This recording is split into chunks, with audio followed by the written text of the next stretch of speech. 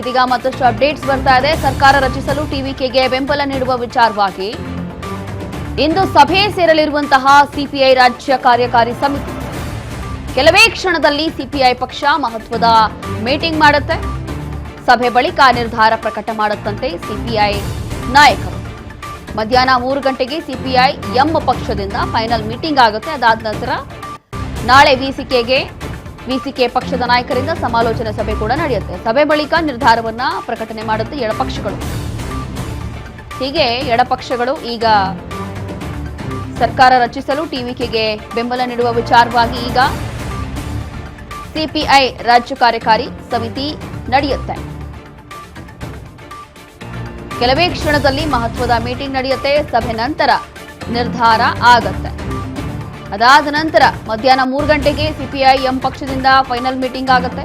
Final meeting ಆದ ನಂತರ ನಾಳೆ ವಿಸಿಕೆ ಪಕ್ಷದ ನಾಯಕರಿಂದ ಸಮಾಲೋಚನೆ ಸಭೆ ಕೂಡ ನಡೆಯುತ್ತೆ. ಹಾಗಾಗಿ ಫೈನಲ್ ಆಗಿ ಅಂತಿಮ ಡಿಸಿಷನ್ ಏನಿದೆ ಅದನ್ನ ಎಡಪಕ್ಷಗಳು ನಾಳೆ ತೀರ್ಮಾನ ಮಾಡಿ ಅಧಿಕೃತವಾಗಿ ತಿಳಿಸುತ್ತೆ ಅನ್ನೋ ಮಾಹಿತಿ.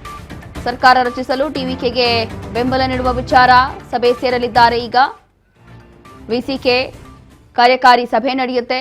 ಈ ಸಭೆಯಲ್ಲಿ ಈ ಕುರಿತು ಚರ್ಚೆ ಆಗುತ್ತೆ.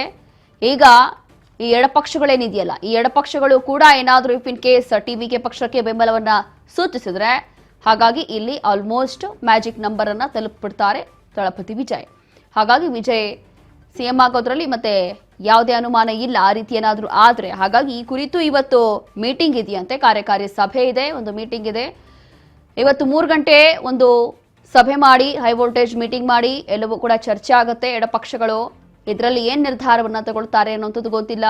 ನಾಳೆ ಅಂತಿಮವಾಗಿ ಫೈನಲ್ ಡಿಸಿಷನ್ ಏನಿದೆ ಅದನ್ನ ತಿಳಿಸ್ತಾರಂತೆ. ಅದಾದ ನಂತರ ನಿರ್ಧಾರ ಆಗುತ್ತೆ. ಇಲ್ಲಿ ವಿಜಯ್ಗೆ ನಿಜವಾಗ್ಲೂ ಕೂಡ ಎಡಪಕ್ಷಗಳು ಕೂಡ ಸಪೋರ್ಟ್ ಮಾಡ್ತಿದ್ದಾವ ಇಲ್ವಾ ಅನ್ನೋಂಥದ್ದು ಆ ನಂತರ ಗೊತ್ತಾಗುತ್ತೆ. ಹಾಗಾಗಿ ಇಷ್ಟೆಲ್ಲ ಒಂದು ಕಡೆ ಅಪ್ಡೇಟ್ಸ್ ಆಗ್ತಾ ಇದೆ. ಮತ್ತೊಂದು ಕಡೆ ಇಲ್ಲಿ ತಮಿಳುನಾಡಿನಲ್ಲಿ ದೊಡ್ಡ ಮಟ್ಟದಲ್ಲಿ ಕಾಂಗ್ರೆಸ್ ಪ್ರೊಟೆಸ್ಟ್ ಕೂಡ ಇಟ್ಕೊಂಡಿದೆ. ಕಾರಣ ಏನು ಅಂತಂದ್ರೆ ಇಲ್ಲಿ ಗವರ್ನರ್ ನಡೆಯಿಂದ ಇಷ್ಟೆಲ್ಲವೂ ಕೂಡ ಆಗ್ತಾ ಇರುವಂಥದ್ದು ಅನ್ನುವಂಥದ್ದು ಈಗ ಎಲ್ಲರಿಗೂ ಗೊತ್ತಿರುವಂತಹ ವಿಚಾರ. ಕಾರಣ ಏನು ಅಂತಂದ್ರೆ ಇಲ್ಲಿ ಸಿಂಗಲ್ ಆಗಿ ಒಂದು ಹೊಸ ಪಕ್ಷವನ್ನ ಕಟ್ಕೊಂಡು ಜನರ ಸೇವೆ ಮಾಡ್ತೀನಿ ಅಂತ ಬಂದಿರುವಂತಹ ವಿಜಯ್ಗೆ ಬಹುಮತ ಸಿಕ್ತು. ಅದರಲ್ಲೂ ಕೂಡ ಬೇರೆ ಎಲ್ಲಾ ಪಕ್ಷಗಳನ್ನ ಸೋಲಿಸಿ ಮುನ್ನುಗ್ಗಿರುವಂತಹ ಟಿವಿಕೆ ಪಕ್ಷಕ್ಕೆ ಕೇವಲ ಮ್ಯಾಜಿಕ್ ನಂಬರ್ ತಲುಪಿಲ್ಲ ಅನ್ನುವಂತಹ ಒಂದು ವಿಚಾರವಾಗಿ ಈ ಮಟ್ಟಕ್ಕೆ ಅವರು ಹೇಗೆ ನಡೆದುಕೊಳ್ಳೋದು ಎಷ್ಟರ ಮಟ್ಟಿಗೆ ಸರಿ ಅಂತ ಹೇಳಿ ಈಗ ಆಕ್ರೋಶ ಬಹಳಷ್ಟು ವ್ಯಕ್ತ ಆಗ್ತಾ ಇದೆ. ಇದರಲ್ಲಿ ಏನೋ ಬೇರೆ ಗಿಮಿಕ್ ಇರ್ಬೋದು ಅನ್ನುವಂಥದ್ದು ಕಾಂಗ್ರೆಸ್ ಮಾಡ್ತಾ ಇರುವಂತಹ ಆರೋಪ. ಈಗ ಎಲ್ಲೋ ಒಂದು ರೀತಿಯಾಗಿ ವಿಜಯ್ ಕಾಂಗ್ರೆಸ್ನ ಆಯ್ಕೆ ಮಾಡಿಕೊಂಡ್ರು ಅಂತಂದ್ರೆ ಕಾಂಗ್ರೆಸ್ನಿಂದ ಬೆಂಬಲವನ್ನ ಕೇಳಿದ್ರು. ಹಾಗಾಗಿ ಈಗ ಕಾಂಗ್ರೆಸ್ ಅವ್ರಿಗೆ ಬೆಂಬಲ ಸೂಚಿಸ್ತಾ ಇದೆ.